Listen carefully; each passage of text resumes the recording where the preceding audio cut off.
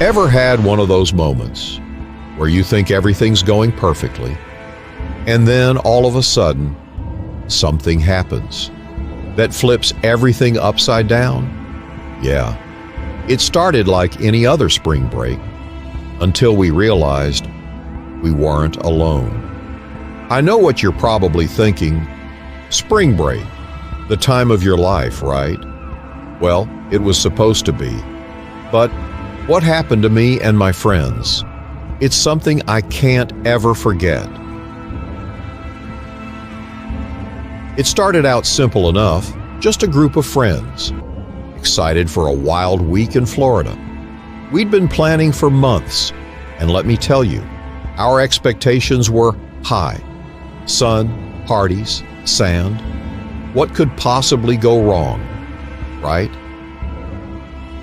We rented this little beach house far away from the crowds, a place to just chill and have some fun. Seemed perfect, quiet, peaceful, but oh, how wrong we were. Our first night was just like any spring break story you've heard. Music blasting, drinks flowing, everyone having a great time. But then, something strange happened. Around midnight, a few of us decided to take a walk along the beach.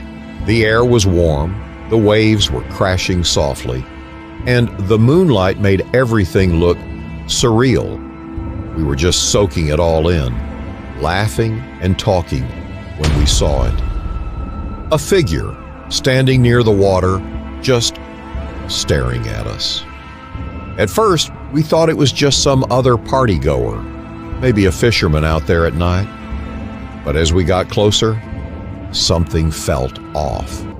This person wasn't moving at all. No waves crashing against their feet, no sound, nothing. They were just standing there, still, with their back to us. The kind of stillness that makes your skin crawl. I could barely make out their face, hidden under a wide-brimmed hat, but their silhouette, it gave off a weird vibe, like they were waiting for us. We tried to brush it off, told ourselves, it's nothing, just some lonely person out here. But as we walked past them, I couldn't shake the feeling that we were being watched. I glanced back over my shoulder. That person didn't move. But their eyes, I swear, their eyes were locked onto mine. Even from that distance, it felt like they were staring right through me. I told myself I was being paranoid, but that feeling didn't go away. It followed us all the way back to the house. When we got inside, I tried to shake it off, but that unease, it just wouldn't leave. The next day, things started to get even stranger.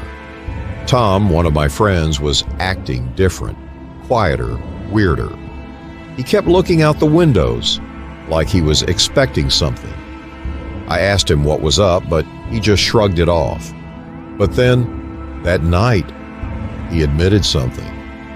He'd been hearing things, soft knocks on the windows, footsteps in the sand just outside the porch, even whispers. He thought maybe it was just the wind, or maybe we'd all had a bit too much to drink. But there was something about the way he said it, like he was trying to convince himself more than us. That's when the shadows started moving. At first it was nothing, just a flicker out of the corner of your eye. But then it got worse. One night, around 2 a.m., I was jolted awake by a noise. It sounded like someone dragging something heavy across the porch. My heart was racing. I grabbed a flashlight and went outside. But when I stepped onto the porch, it was silent. No one, nothing, just the empty beach, the silent house, and the hairs on the back of my neck standing up.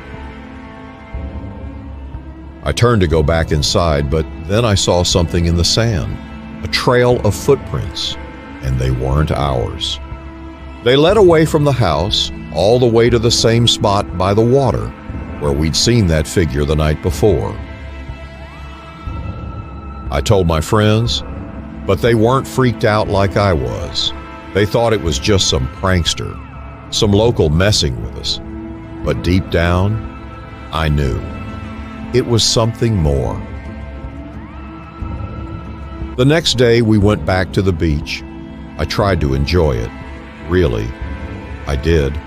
But I couldn't stop staring at the water, waiting to see that figure again. But this time, there was nothing, just the ocean, endless, empty. And that's when it hit me. I never saw that person's face, not once, just that hat, hiding everything else, and that realization made my stomach turn. That night, it got so much worse. Around 3 a.m., we were all woken by a loud bang at the front door. We jumped up, startled. Tom, who was sleeping closest to the door, went to check. He opened it, and no one was there. Nothing but the wind. But as we looked down, we saw something on the ground, something that shouldn't have been there. Deep, claw-like scratches. Scratches that were etched into the wood like something or someone had been trying to claw its way in. That's when it hit me. The figure by the water, the strange sounds, the footprints, the scratches on the door. We weren't alone. I don't know how, but we packed up and left that morning. I couldn't get out of there fast enough, but even now, months later, I can't shake it, that feeling, like something followed us. Every time I close my eyes, I see that figure, standing at the water's edge, watching, waiting. And no matter where I go, I know it's still out there, just beyond the horizon, waiting for the next group of unsuspecting spring breakers to arrive.